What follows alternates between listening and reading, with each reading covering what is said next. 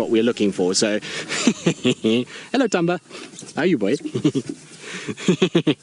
So we've just found our little boy, and he's just sitting on the edge of a termite mound having a bit of a sort of relax, and it looks as though he might get going again. It's not too much shade at the moment, although he's tucking his foot underneath, so maybe he will settle down and lie down. But you can see he has digested a little bit from yesterday afternoon. Oh, big yawn. Look at how healthy those teeth are, big and white and clean. Oh, he is such a good looking leopard, and once again, hopefully we're going to have a good afternoon with him. Now, I think it's going to be probably quite a busy sighting, so we might have to roll in and out and kind of do a bit of a stint at the dam and then come back this way. But, well, I'll take a leopard at this stage anyway, and he is still looking around. Now, I wonder if he's going to head down towards the Mulawanini, towards those rocks that we've been talking about. I remember stopping the other day and showing all of you where the rocks are on Chitwa, and that's pretty much the way that he's heading. So if he goes and lies on those rocks, it will be pretty much a dream sighting. I've always wanted to see one, and I discussed it when we saw the rocks the other day, that I'd always wanted to see a leopard on there, and so hopefully that's what's going to happen. Hypothetically, he is heading in the right direction, so it could very well be that situation. How cool is that? What a way to start off our well, maybe not our afternoon, but to start off with our show. It was a pity that we couldn't show the kids this beautiful leopard, but like I say, at least for us, we are going to be spoilt for the rest of the afternoon with one of the most exquisite leopards we have out here. So I was talking about the story of Karula earlier, now that he's settled down and we've kind of got him in sight and he's not too far. But it didn't happen very far from here. It was just behind Chitwa Dam wall, and I went in there, and I was at that stage quite a young ranger and a little bit on the cocky side and a little bit brave. And so I went on a bushwalk, and I walked behind Chitwa Dam wall. It was my favorite place to go on a bushwalk, and this morning I showed what it looks like. It is a beautiful oasis type sort of landscape in there, and great for leopard, and you find a lot of leopards in that area. And so went in there, and I saw a leopard from the distance on bushwalk, and it was all very exciting, and guests were super excited, and we watched this leopard, and it slowly moved away, and I thought, well, that's a fantastic sighting for being on foot. Not many guests will get to see a leopard on foot in their life, and so we left that leopard there, and we carried on our way, and we thought we'll come back in the afternoon because we didn't get a great visual. Anyway, we get back in the vehicles back in the afternoon, and we go towards this area, and I see a leopard on, well, we don't find the leopard, sorry, where I was, and so I decide, well, let's get off the vehicle. My tracker and I, we get off our vehicle, we don't take more than 20 paces into the bush, and there we go, we see a leopard straight in front of us. So we think, great, we're going to go grab the vehicle, everything will be great. Go back, get the vehicle, drive to where we saw the leopard, no leopard, absolutely gone. So we're now puzzling. We then decide, no, let's go around all the way to the other side, because we had to cross one of those drainages to get to the other side. Get to the other side, find there's no leopard there, and so we think, well, let's get off the vehicle and we'll just try and track this leopard and see if we can find which direction it went before we carry on. So I got out and I walked again. It must have been about, I don't know, 100 meters, and I spotted a leopard in the distance that was kind of facing towards me and got up and moved away. So I thought, well, that's okay. So my tracker said, no, you've seen the leopard, you just keep watching it. I'm going to go get my vehicle and I'll come back towards you, and then I'll pick you up and we can just, change places quickly. So I was like, perfect, no problem. So he went off and grabbed the vehicle, and he had to do a big loop to get to where this leopard was. And so I decided, well, while I'm going to watch this leopard, just to keep the view because the leopard was moving, I'll just go behind a termite mound, and that'll give me a chance to watch where that leopard was walking towards. And the leopard seemed fairly relaxed, so I wasn't too worried about it. So anyway, I walk up towards the mound, and I position myself on top of the mound under this big jackalberry, and it was all very pleasant, and I was thoroughly enjoying the fact that I had a bit of time with a leopard by myself. And all of a sudden, the one leopard turned into two leopards, and it was not just Karula by herself. It seemed as though Mvula was there, and they decided to start mating.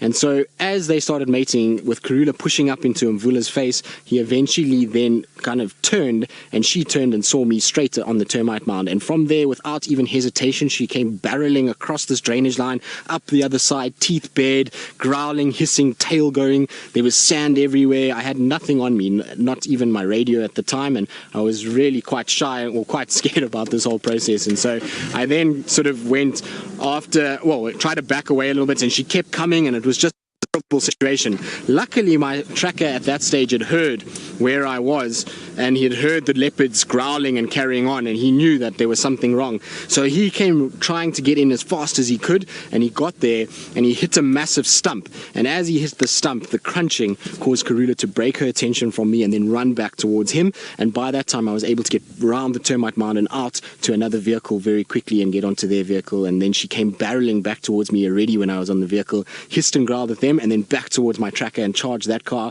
and growled at them. And I was really perplexed by this behavior, because I'd walked Karula before and she wasn't like that.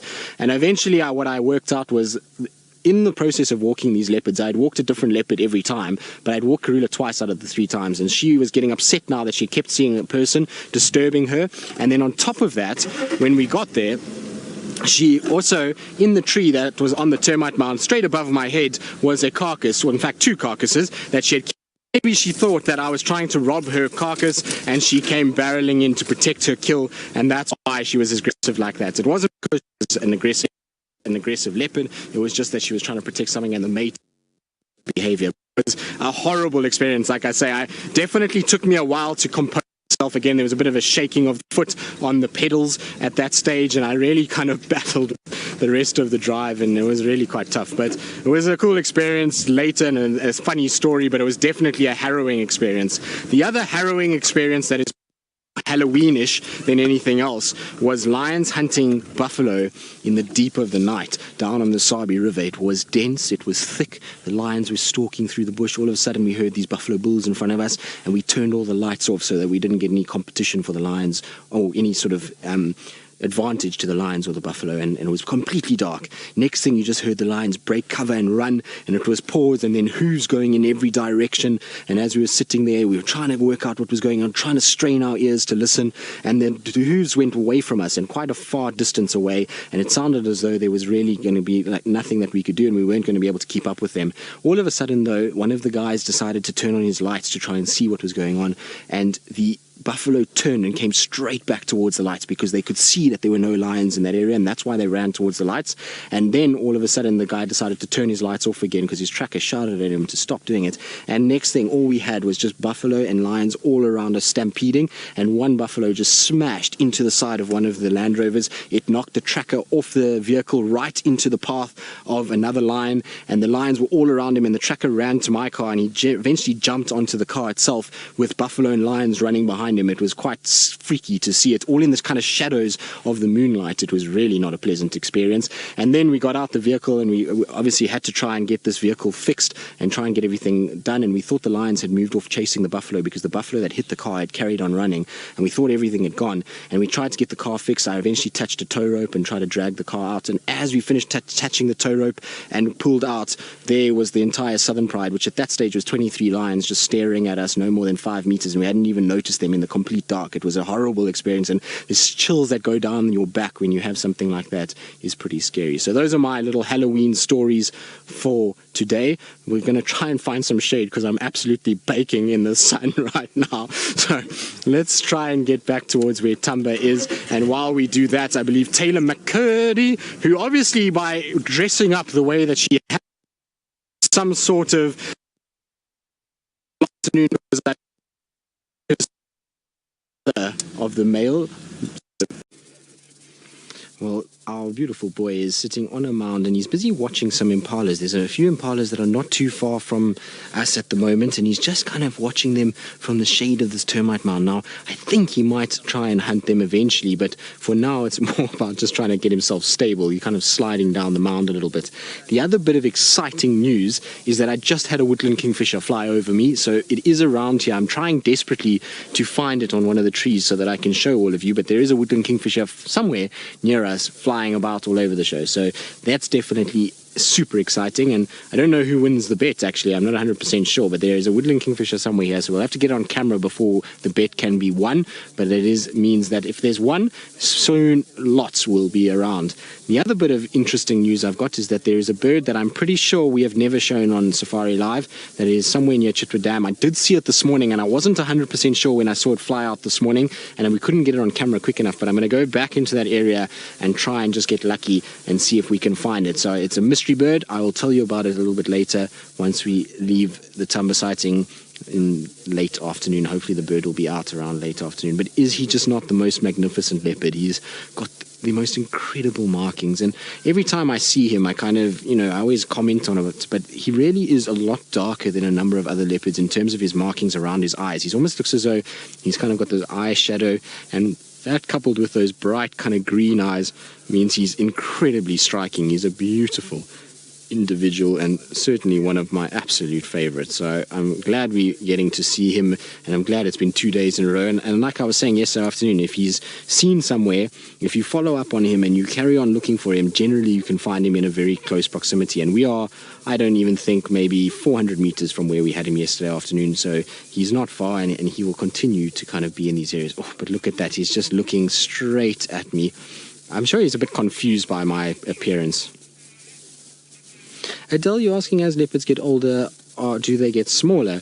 Now, it depends on how old we're talking. So as they go from youngish leopards like Thamba and they go into dominant individuals, then no, their territories are growing. But once they go from a sort of an 11, 12, 13-year-old female, let's say, or male, yes, then their territories start to get smaller and smaller and smaller. If we take Mvula is a great example of this.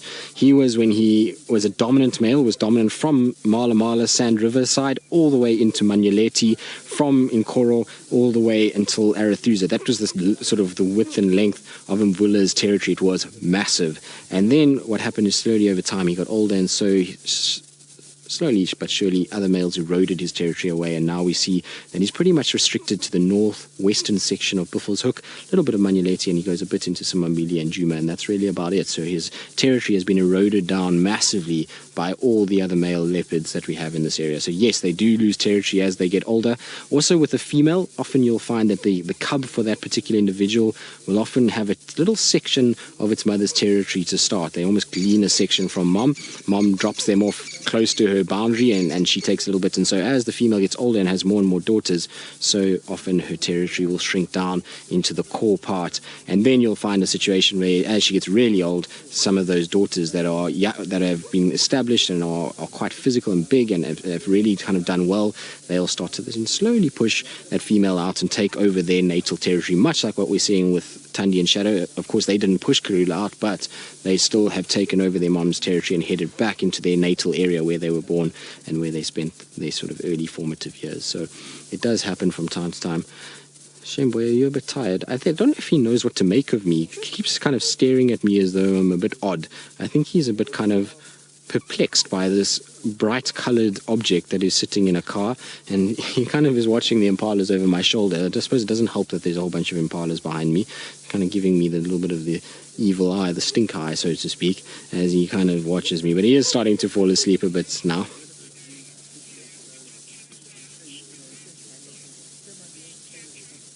Steve Candrell, you're asking, do I feel like my camouflage is working for me this afternoon? I feel like, yes, at a distance, but at close proximity, no. I feel like I've been caught out, I've been seen, I've been laughed at, I've been pointed at, I've been photographed. So, no, not really now at this situation, but from a distance, yes, I feel like I blend in quite well from a distance. Also, if I ditch this hunking great vehicle that I have, I feel like I stand a better chance of camouflaging and blending in with my environment. Right now, the vehicle really gives me away, and my camouflage is not working well for me now. Also, I'm very close to this leopard, and so he spotted me, as have many of the other predators that are around currently. There's a number of other predators with cameras, and they've spotted me and they've taken many a photo. So I feel like a little bit like a celebrity after winning an Oscar award at the moment, but it's all good. It's all in the name of a bit of fun, and hopefully everyone's having a good time with it.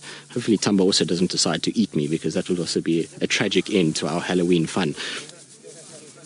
Death by leopard is not the way I want to go.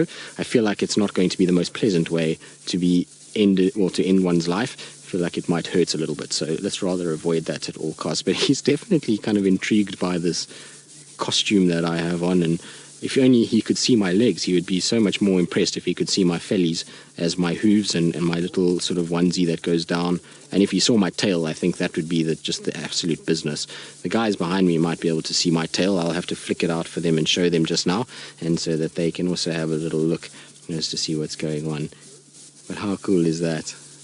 He's a beautiful leopard.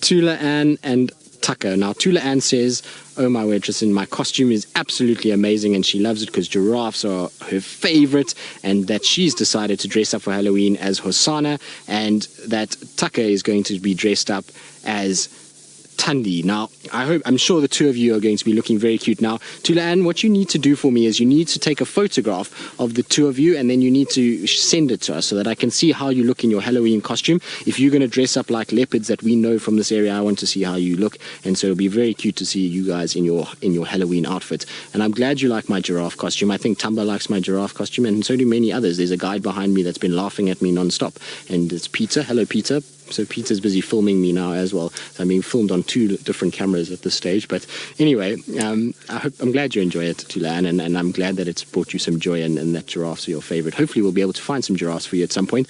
I really am quite interested to see what would happen if I got out the vehicle and walked towards giraffe. Would they actually get perplexed by me? Would they look at me? Would they run away? I'm not quite sure, but maybe we'll find out a little bit later. Hopefully we'll find some giraffes somewhere that we can kind of test the theory. Of course, I think my little ossicones on top here won't really help. They're a bit flimsy at the moment, so you can see I've got a flimsy ossicone, but it can wave a little bit. I feel like I could do a little flick with it. I'm a newborn giraffe, exactly. My ossicones haven't set yet. They haven't fused to my skull yet. And you can see I've got quite big eyes for my age. Actually, I'm pointing the wrong way. I was pointing towards my ear, but my eyes are forward. So I've got quite big eyes there. And I'm not sure about the snout. This is all very kind of odd to me, but the snout is a little bit on the light side. So hopefully we'll darken that up at some point.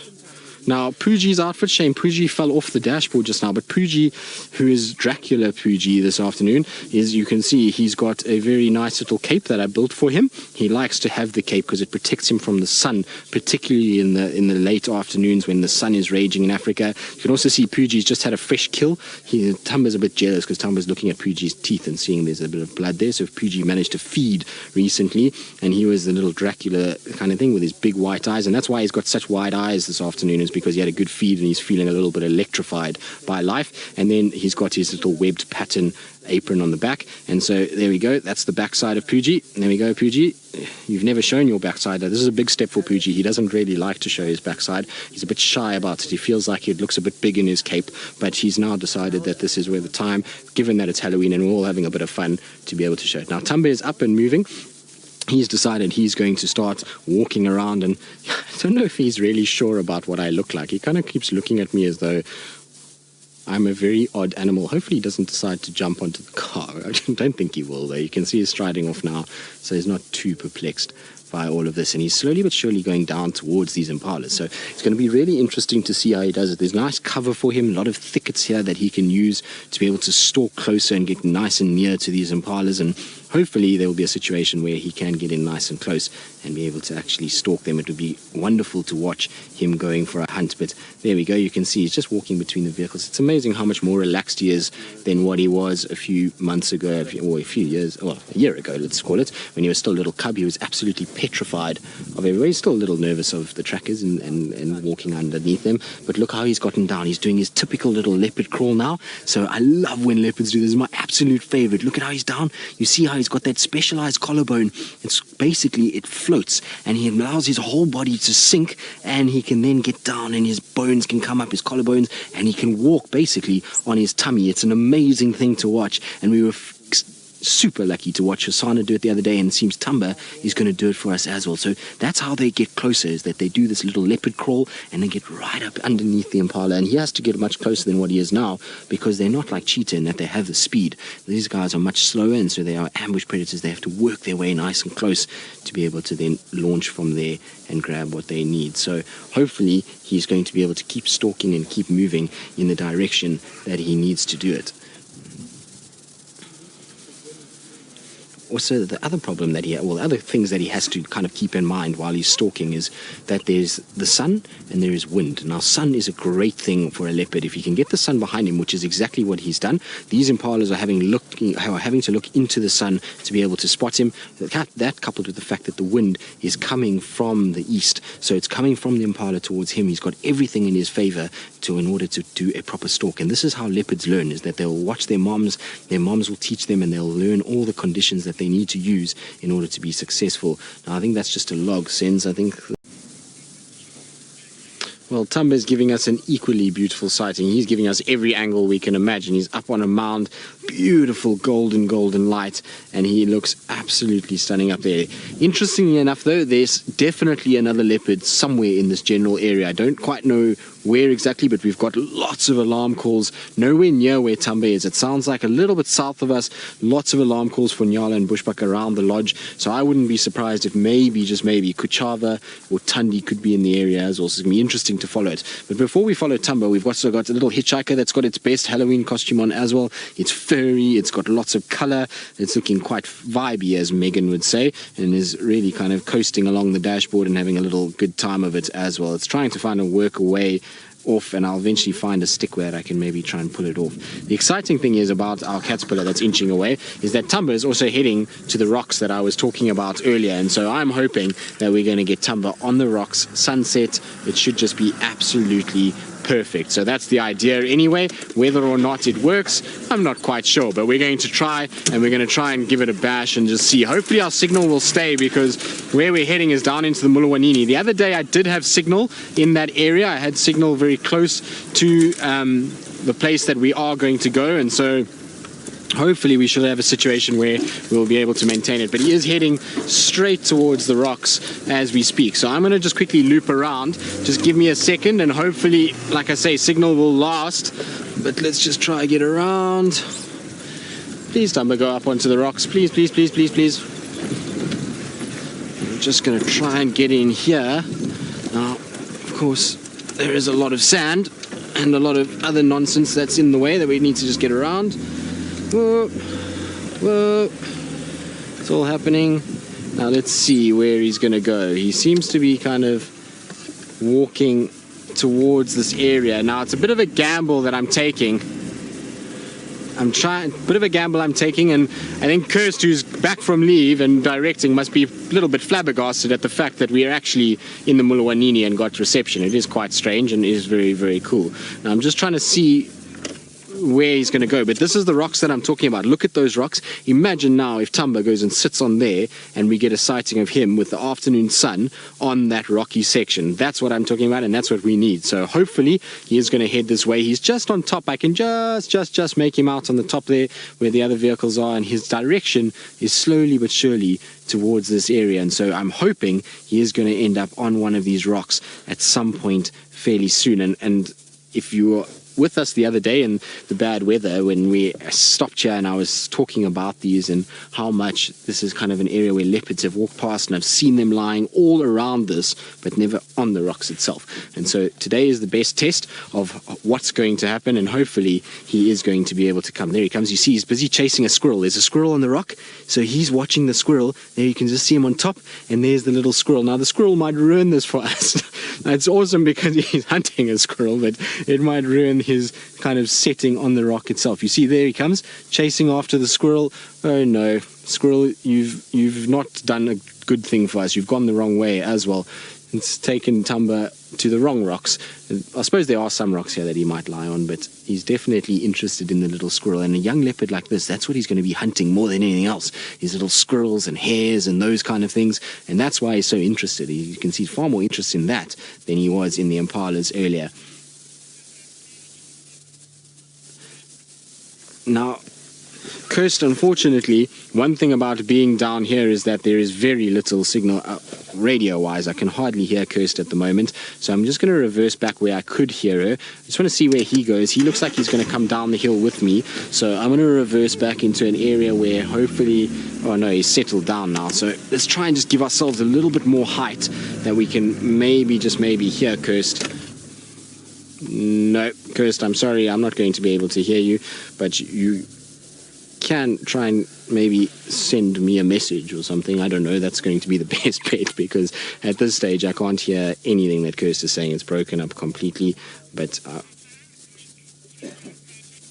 now all I got out of that goes is linked to Taylor, so we do have a 10-second delay, so I'm going to try and talk for 10 seconds and hopefully I'll link at the right time. I believe Taylor is out, and hopefully she's still got lines and Scar, and he's now turned to face her, and that he's going to be able to present a beautiful view of his face and his scar. We do have a treat because our leopard is slowly but surely, I think, latching onto a scent of another leopard. He's sniffing around all over the place here, smelling, working out what's going on. There's been a few phlegm grimaces. I can still hear an odd alarm call to our south, but slowly but surely he's heading in that general direction. Now he is going up onto a mound and it should be absolutely beautiful up there. Oh, he's just stopped in the wrong place for us. Hopefully he'll go up on the mound itself and settle down, but he's just kind of positioned himself just on the top, just to look over the top and check it out. And you can see he's listening quite intently, so I think he's heard these alarm calls and he's now curious and wants to investigate what is going on, who is calling and why are they calling, what leopard is here. Now we know Chitwa was seen here yesterday in this exact area, and so maybe this is her scent that he's sniffing, which is obviously his sister. It comes from the same mother. Now in terms of a father and mother, it's difficult to it's difficult to know exactly who. We think that Chitwa is Mvula, and if you look at Thamba, he has got some similarities to Mvula too, so you never know, but theoretically it should be Tingana that is the father of Thamba and Mvula the father of Chitwa. But he'll still know that this scent is familiar. I'm sure he smelt it before. At the end of the day, he has spent time with and around and near Chitwa over the last little bit. He has had a situation where right now, I believe Taylor has gotten her outfit and she wants to show it off in the silhouette. I'm not sure it can count because at the end of the day she's taken it off and put it back on again, but well, let's go across to her and see how she's looking in her lovely Halloween. Well, he is sitting on a beautiful, beautiful termite mound, and the sun is slowly setting and the light on him is just absolutely ridiculous. It is gold, it is rich, it is perfect light, and there he comes down the mound. So he gave us a quick glimpse in the most gorgeous light, and now he's on his way walking in our shadows. You can see Senzo in our shadows. Wave, Senzo. There we go. Senzo, you've got to wave. There we go. Senzo is waving. So he's now, looks like he's going to keep moving. How long we're going to be able to keep him in here, I have absolutely no idea. It gets quite dense, quite thick, quite quickly. So we're going to try our very, very, very, very best. At the end of the day, I do still need to go and try find that bird for you at Chitwa. And well, as Taylor mentioned, I've got to do my silhouette shot on the dashboard and. So lots to do this afternoon. It's going to be a busy, busy, busy time. But we've had the most incredible afternoon with Thamba. Once again, it's 2 afternoons in a row where we've been spoiled. Seems as though he's going to move down towards the nets. That's where he's kind of heading, is southwards towards the net side, and probably because that's where he just feels comfortable at the moment. You know, at the end of the day, this is an area where he was born around this lodge, so he spent a lot of time in these sections, and you'll probably find he just feels a lot more comfortable being here than he does anywhere else around this area, and that coupled with the fact that Thandi being pregnant is probably being a little bit more feisty than normal, a lot more scent marking, and maybe has been quite aggressive towards Thamba. We don't know what goes on in the middle of the night, but maybe she's already chased him and said, right, you stay here, I'm going northwards where I'm going to have cubs, you're not welcome there, go down to the south. And so that could have happened, we don't know, but at the end of the day, more probably because this is a natal area, he was born and grew up in a situation where he's pretty kind of relaxed. Now, if you are a new viewer and you have joined us, I do apologize. Well, I don't actually apologize for my ridiculous outfit. We're having a bit of fun today. It's Halloween, so happy Halloween to all of those that have just joined us and are newish viewers and want to know why I'm wearing a giraffe onesie. Well, it's because of Halloween, and so we decided we'd do Halloween costumes. I mean, Taylor's got her lion. Scott is, well, I don't know quite what Scott is. He's some creature of, I don't know where from, but he's got a ridiculously interesting outfit that looks quite scary, and well, I've just got a little giraffe and have been poked fun at, like I say, by a number of different people this afternoon. It's been actually quite entertaining to watch. Every single guest that we have seen that has come into this Thamba sighting has taken more photographs of us than they have of Thamba, which is quite ridiculous. So I know what it's like now to be kind of in the spotlight all the time. It feels a bit weird, but anyway. So let's rather focus on Thamba for the rest of the sighting, because like I say, I don't know how much longer I'll keep him for. This little section's not too bad. It's quite open here, and then it drops down into a very thick area where he's heading. He's heading up towards the airstrip side and close to where we heard a lot of those alarm calls. Now, our off-roading might attract some attention. Maybe another leopard comes to investigate, although Thamba seems to have decided this is where he's going to lie down. And you can see to find a leopard in a place like this is just needle in a haystack stuff. It's really going to be very difficult to be able to see him in all of this. If you weren't able to track in this area, there's no physical way you would be able to spot this leopard from the road. It is just not possible at all. He's way away from a road now, and his camouflage is incredible. I mean, he stands out because we are maybe 3-4 meters away from him, but if you were 40 meters away, you wouldn't really be able to see that at all. And so it's why it's difficult in some areas to find leopard. It's not that they're not there, it's just that they camouflage very well, and the ability for us to track it off-road really helps us to be able to follow these particular cats and to get them habituated and get them used to our vehicles, that we can at least follow and move through thickets like this with them.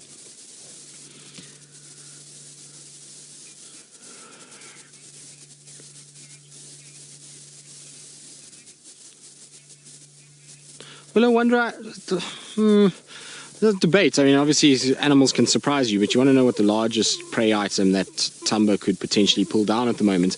I'm not really sure. I think he's bulky enough to pull down definitely fully grown male impalas. I have no doubt of that. If Hosana's been able to do it, Thamba is not much smaller, would definitely be able to. Whether he's got the skill and the technique down yet, I'm not quite sure, but I reckon he would be easily managed that. I think probably at a push, he might be able to manage a sub-adult kudu at this stage.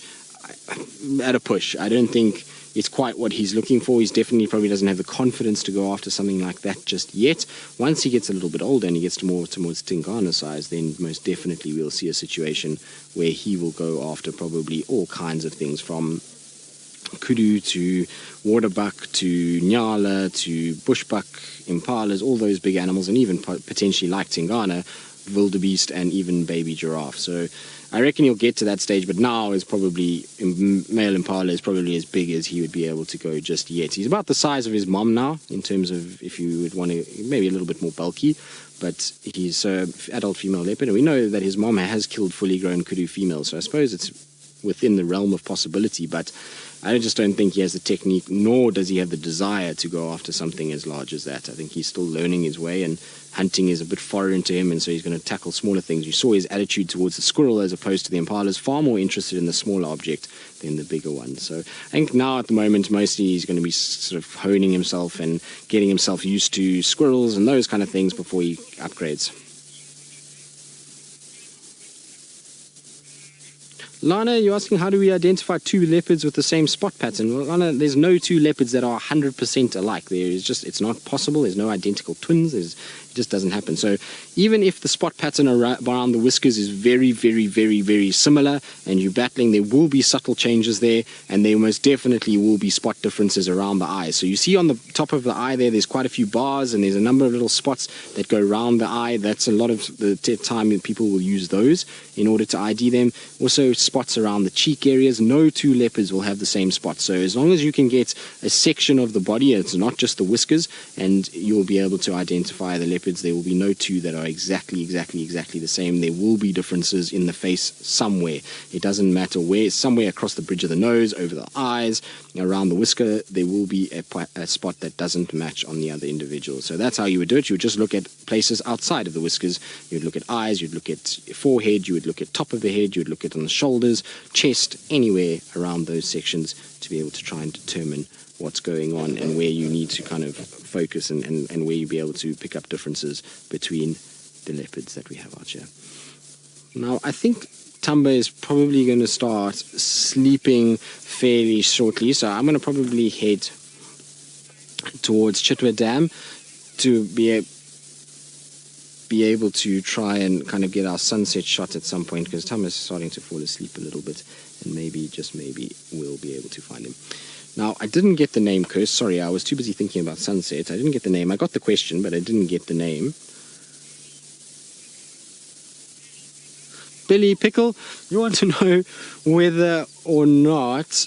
No, I've forgotten the question. Now I'm just getting all mixed up now completely. I had it in my mind, and then I got focused so much on the name.